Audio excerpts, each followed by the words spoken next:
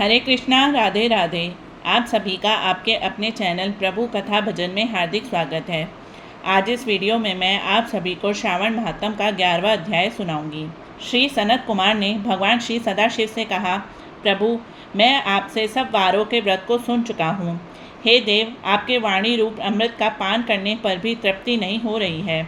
मुझे इस श्रावण मास के तुल्य दूसरा कोई महीना प्रतीत नहीं होता। हे देवादिदेव, अतः अब तिथि महात्म को कहिए। भगवान श्री सदाशिव बोले, हे सनत कुमार, सब महीनों में कार्तिक का महीना उत्तम है। माघ मास उससे भी उत्तम है। उससे उत्तम भगवान श्री हरि का प्रिय मार्गशीर्ष महीना है। विश्व रूप ने अपने प्रिय 4 मासों को कहा है। 12 महीने में से श्रावण का महीना शिव रूप बताया गया है। अब मैं श्रेष्ठ तिथियों को तुमसे कहता हूँ। सभी तिथियों के जो व्रत हैं वह सब मैं तुमको बतलाऊंगा। श्रावण मास की प्रतिपदा तिथि सोमवार युक्त हो तो उस मास में 5 सोमवार होंगे। ऐसे योग का रोटक व्रत नाम होगा। उस दिन मनुष्य को व्रत करना चाहिए। यह 3.5 मास का भी रोटक व्रत होता है। यह रोटक व्रत धन धान्य में वृद्धि करने वाला तथा संपूर्ण कामनाओं एवं सिद्धियों को देने वाला है। हे सौम्य, मैं अब उस विधान को बतलाने जा रहा हूँ, तुम ध्यान पूर्वक सुनो। श्रावण मास के शुक्ल पक्ष की प्रतिपदा तिथि को प्रातः उठकर ज्ञानी को रोटक व्रत का संकल्प करना चाहिए। हे सुरश्रेष्ठ, आज से मैं रोटक व्रत करूँगा।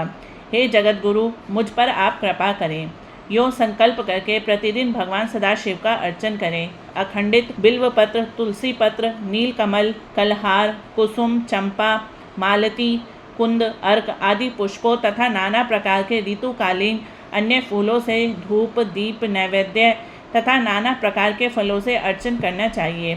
विशेष रूप से रोटकों का नैवेद्य अर्पण करना चाहिए। पुष्पहार नाम से 5 रोटक बनाने चाहिए। उनमें से 2 रोटक ब्राह्मण को देने चाहिए। 2 रोटक आप खावें और 1 रोटक नैवेद्यार्थ भगवान सदाशिव को समर्पित करना चाहिए। अवशिष्ट अर्चन करके ज्ञानी को अर्घ्य देना चाहिए। केला, नारिकेल, जंबीरी, बिजोरा नींबू, खजूर, ककड़ी, दाख, नारंगी, मातुलिंग, अखरोट, अनार और ऋतु में होने वाले फलों को अर्घ्य दान देने के लिए उत्तम कहा गया है। अब मैं इस व्रत का पुण्य फल कहता हूँ, जो 7 सागर पर्यंत भूमि दान करने से प्राप्त होता है। मनुष्य को वह फल इस व्रत के सविधि करने से सहज ही प्राप्त हो जाता है। वह मनुष्य जो अपार धन की प्राप्ति की इच्छा रखता हो, उसको यह व्रत 5 वर्ष तक करना चाहिए। रोटक व्रत का उद्यापन करना चाहिए। उद्यापन में सोने के 2 रोटक बनाने चाहिए। पहले दिन अधिवासन करके अन्य दिनों में प्रातःकाल शिव मंत्र द्वारा घी तथा सुंदर बिल्व पत्रों से हवन करना चाहिए। हे वत्स, इस प्रकार व्रत करने से मनुष्य की सभी मनोकामनाएं पूर्ण होती हैं। हे महामुने, अब मैं तुम्हें द्वितीया के शुभ व्रत के संबंध में बतलाऊंगा, जिसके करने से मनुष्य को धन तथा पुत्र की प्राप्ति हो जाती है। सुनो, औदुंबर नामक व्रत सब पापों को नष्ट करने वाला है।